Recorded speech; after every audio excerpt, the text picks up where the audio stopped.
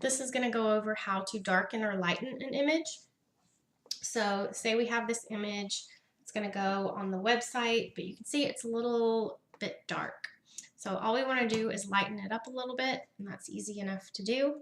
You can just open your image in Photoshop, add a new layer, click on Adjustments, and go to Brightness or Contrast. You're going to click on that little sun, and we want it to be a little brighter. So again, a little bit goes a long way with Photoshop. So we're just going to take it up a little bit, drag it up a little bit. If we went too much, that's a little too washed out. So we're just going to do a little bit. You can play with the contrast and see what that does. Makes it a little more saturated this way. And that's all you do. You can do that with a layer or not.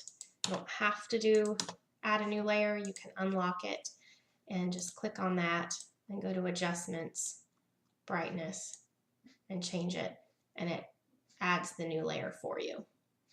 And then you're just going to Control Shift and save as a JPEG or PNG, and you're done.